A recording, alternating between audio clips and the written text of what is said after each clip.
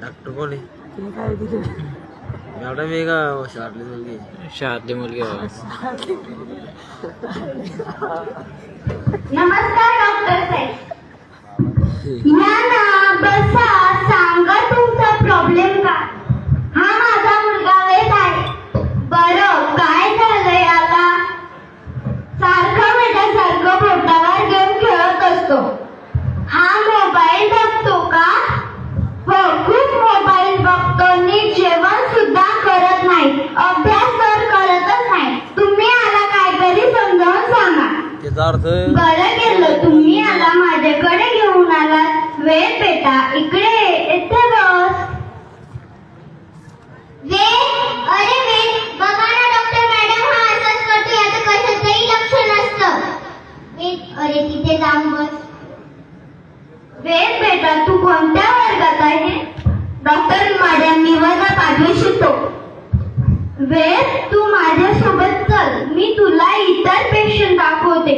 या मोबाईलमुळे अनेकांचे किती नुकसान झाले ते तुला समजेल. वेद, अरे वेद, बघा ना डॉक्टर मॅडम, हा असंच करतो. याचं कशाचंही लक्ष नसतं. चल.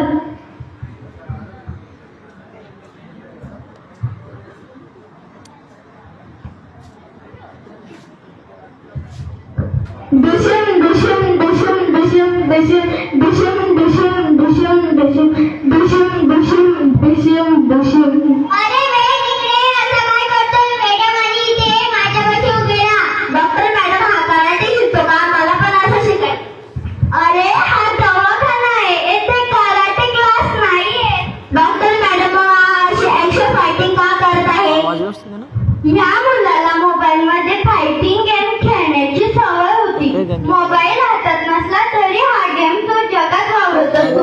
या आजाराला गेमिंग डिस्कवर असे म्हणतात. चल समोर जाऊया.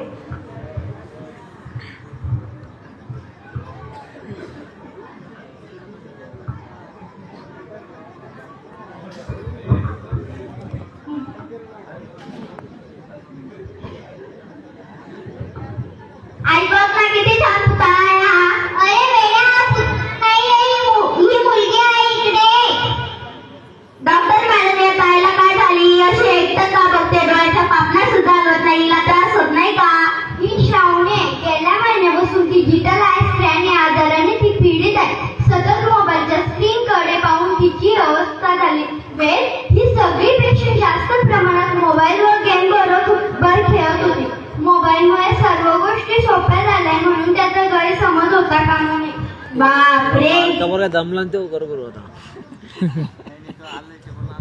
डॉक्टर मॅडम, मला सर्व समजले. मी मोबाईलचा गरजेपुरताच म्हणजे शाळेतील ग्रुप मॅगझिन मधील होमवर्क इतकाच करणार आहे. अरे बाळा, आम्ही कायम तुझ्या सोबत आहे. तुला या मोबाईलच्या वेड्यापासून नक्कीच दूर राहायला तुझी मदत कर. आपण मिळून यातून मार्ग काढू. आई बाबा, मला माफ करा. पुढे मी तुमचं सर्व ऐकेल. तुम्हाला डॉक्टर जा म्हणा. पण मोबाईल सामानापेक्षा